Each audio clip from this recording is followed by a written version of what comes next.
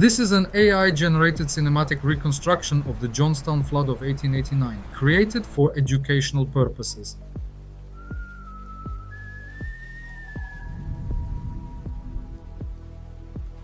This video contains no real disaster footage, only a visual reconstruction based on historical evidence.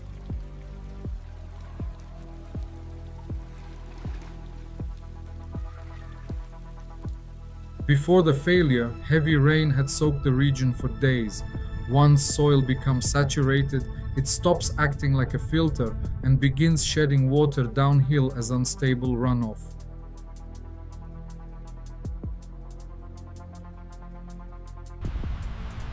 The South Fork Dam held Lake Conemaugh about 14 miles upstream from Johnstown. In 1889, roughly 20 million tons of water stood behind that earthen wall.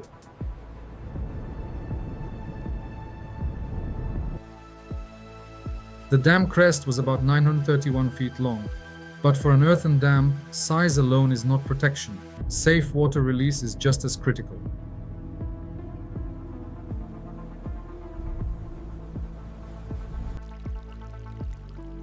The lake sat roughly 450 feet above Johnstown. That elevation difference turned the water into more than mass. It became stored energy.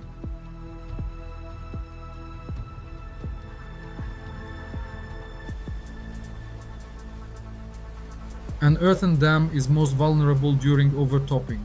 Water begins cutting it from the top, and small streams can quickly become erosive channels.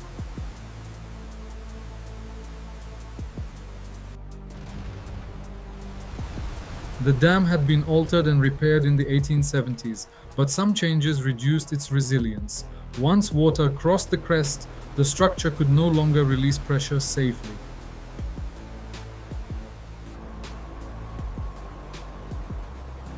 Around 3:10 p.m. on May 31, 1889, the South Fork Dam began to fail. Once the breach opened, lake pressure expanded the gap almost continuously. Historical estimates describe 20 million tons of water. For the valley, this was not ordinary flooding. It was a moving volume with enormous kinetic energy.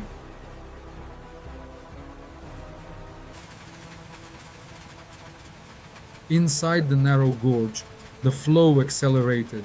Trees, stones, and beams became more than debris. They became battering rams that amplified every impact.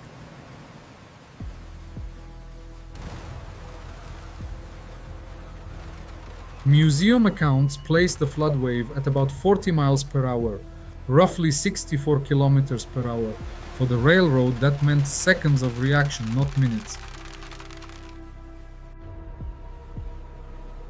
Steel holds only as long as its support holds. When water scours the ground beneath the rails, lateral impact turns track into twisted metal ribbon.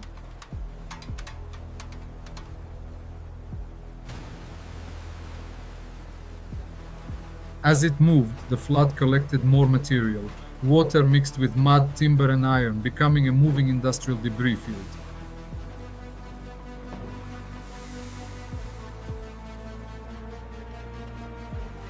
Some locomotives weighed about 170,000 pounds, roughly 77 metric tons, but the flood pressed across whole surfaces, and even that mass could be torn from the track.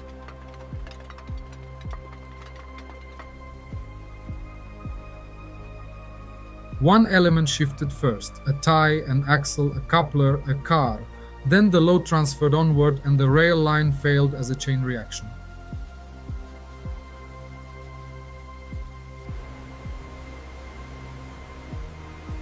Johnstown was a major industrial center. Cambria ironworks and the railroad network stood in the valley where water energy was concentrated between the hillsides.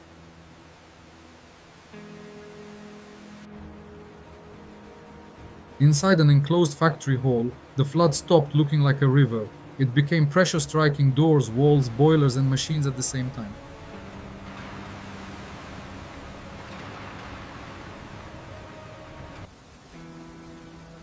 Mud increased the density of the flow. This was now a mixture of water, soil, and industrial debris, able to jam machinery and redirect movement.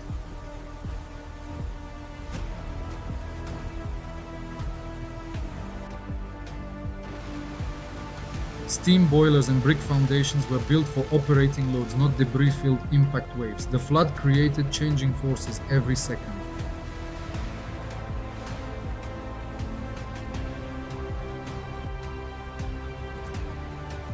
When water entered enclosed volumes, pressure surged for weak points. Windows, doors, and seams became emergency outlets for the flood's energy.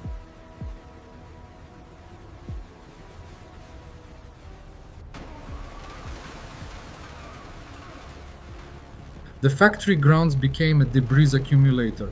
The more objects caught there, the more the currents changed direction inside the industrial zone.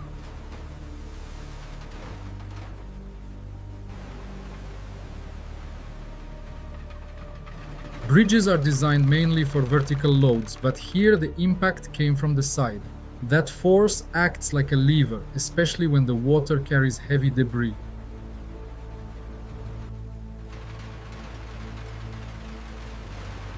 Once a railcar left the track, it became part of the flood. The vehicle's mass turned into an impact tool against buildings, bridges, and other machinery.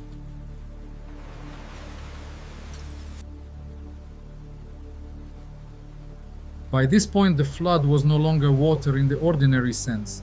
It had become a temporary machine of destruction built from the valley's own infrastructure.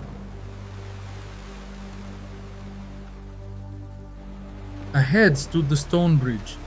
Its strength preserved the structure itself, but that same strength changed the behavior of the water and debris.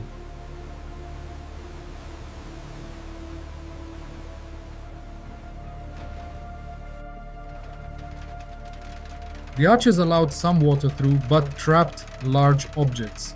A secondary dam began to form, not from earth, but from the debris of the city and its industry.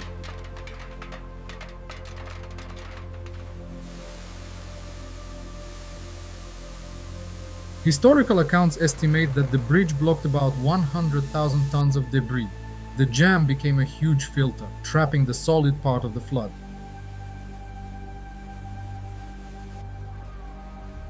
When a passage narrows, water speed increases through the gaps. Pressure and turbulence begin to act like a cutting tool.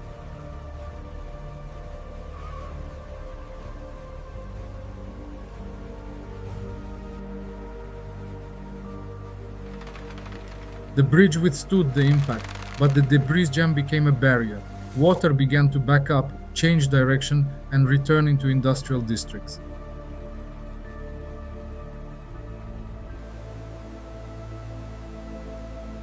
The debris field at the stone bridge covered dozens of acres. It showed how urban infrastructure could become a new dam inside the disaster itself.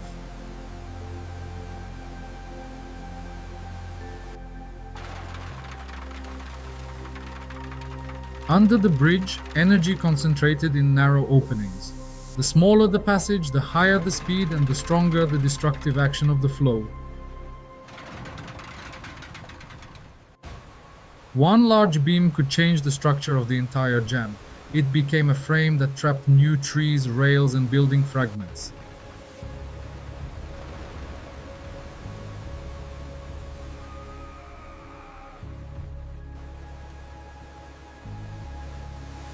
At this stage, the flood no longer moved as a single line. It split, reflected, pushed backward, and created new pressure zones.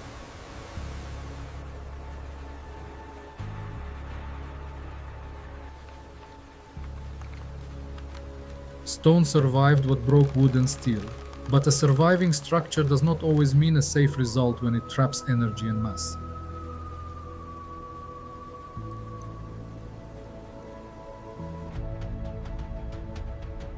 By evening, the main energy of the wave was falling, but the jam remained. It was the physical trace of how water gathered the valley into one motionless mass.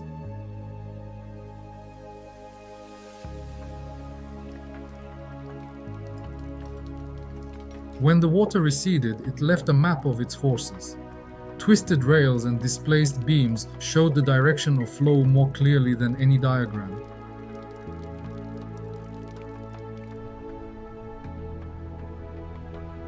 Cambria Iron Works was not just a group of buildings, it was a production system.